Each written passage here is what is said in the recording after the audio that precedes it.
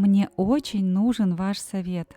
Такими словами чаще всего начинаются письма, которые я получаю в адрес канала на свою электронную почту. Сегодняшнее видео для всех нас будет совершенно новым опытом. Привет, друзья! Вы на канале Классика орхидейного жанра. Это видео будет первым в онлайн-школе для начинающих и не только. Это видео будет практическим заданием для тех, кто захочет его пройти, и определенным пособием для тех, кто просто прочитает комментарии под этим видео. К практическому орхидейному онлайн-заданию будет прилагаться практическое пособие в виде нескольких роликов по заданной теме. Каждый, даже полный новичок, сможет найти ответы на поставленные в этом видео вопросы. Ну а для тех, кто смотрит канал постоянно, из видео к видео ответить на поставленные вопросы, я думаю, не составит никакого труда. В чем будет заключаться практическое задание? Вы внимательно смотрите ролик, присланный зрительницей на канал, и отмечаете все недочеты, которые были допущены в уходе за этой орхидеей. Также в видео озвучен перечень вопросов, на которые тоже нужно будет ответить в комментариях, можно выборочно. Самый правильный и полный ответ зрителя я озвучу в одном из следующих видео, где дам полный и распространенный ответ на этот видео-вопрос. Для того, чтобы у вас, как и у меня, был полный объем информации, здесь же я приведу текст письма, сопровождающего видео. И если вы решили принять участие в воскресной онлайн-школе, жмите на паузу и внимательно читайте текст письма. Ну а теперь переходим непосредственно к вопросам. Здравствуйте, Наталья. У меня к вам видео вопрос.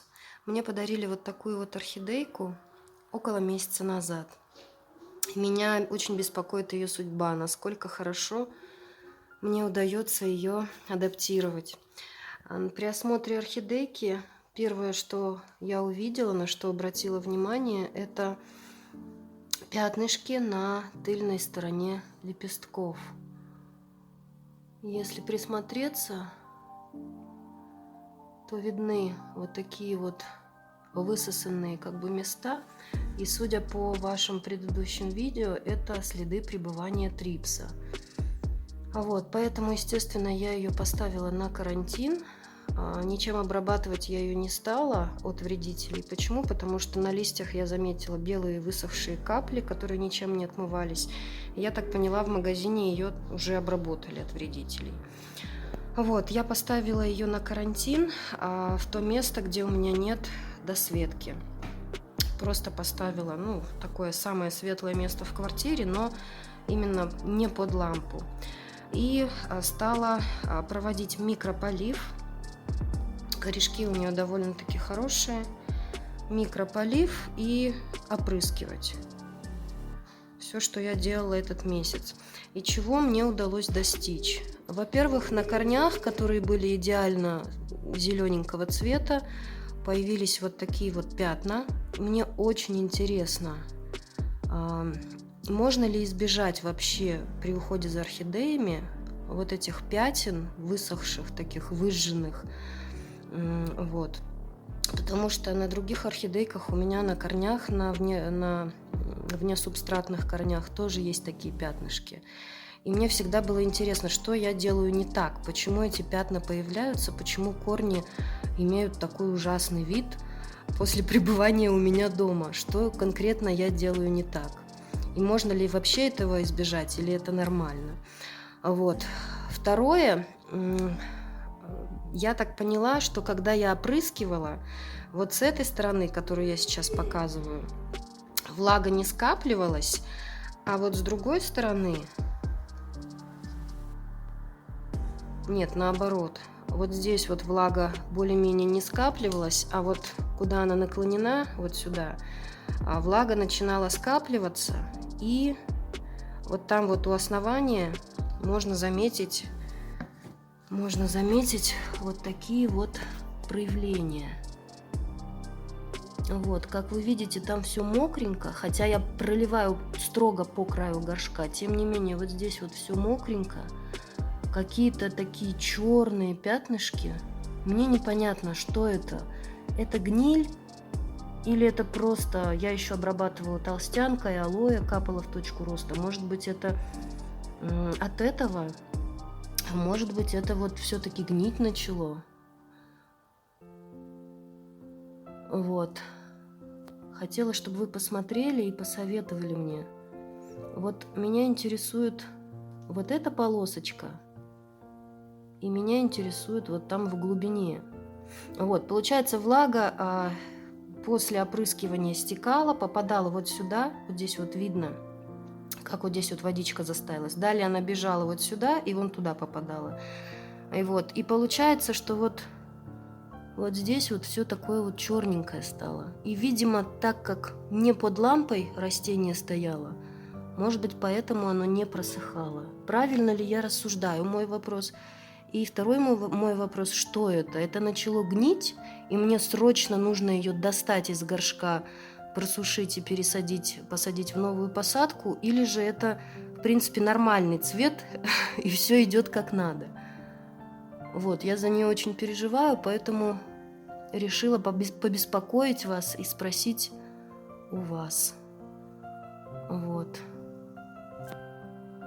Вот с той стороны еще покажу. Вот с той стороны более сухо, потому что здесь при опрыскивании влага не скапливалась. Вот. То, что вот это черненькое, это не гниль, это кусочек коры, он прилип. И я не стала его отдирать. Вот это кусочек коры и вот это кусочек коры. Вот. Опять же, там вот, где растет цветонос, тоже вот какие-то черненькие есть проявления. Тоже непонятно. Может быть, там начало все-таки гнить. Вот такой вот у меня к вам видео-вопрос. Я за нее волнуюсь и понимаю, что если пересаживать, надо было это делать месяц назад, сразу как подарили. Теперь, может быть, уже поздно пересаживать, или это срочно нужно сделать. Вот. Хотела с вами посоветоваться. Пересаживать, не пересаживать. Лечить или это нормальный цвет. Мне почему-то везде стали мерещиться какие-то гнилостные процессы в последнее время. И я думаю, может быть, мне просто кажется, что она начала гнить. Вот. И ваш совет, вот что делать, если подарили орхидейку, и ты не можешь ее поставить, например, под лампу к остальной коллекции. Вот. Может быть, ее не опрыскивать надо было вообще. Или что вот в этом случае мне нужно было делать? Или, может быть, купить еще одну лампу, чтобы подсветить растение, которое стоит на карантине. Вот. Если у вас будет время, буду очень признательна, если вы ответите. Спасибо. Итак, давайте подытожим перечень вопросов. Первый. Пятна на тыльной стороне цветов орхидеи.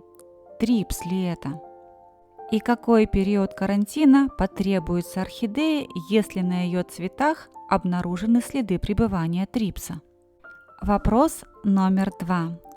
Пятна на корнях орхидеи. С чем связаны и можно ли их избежать?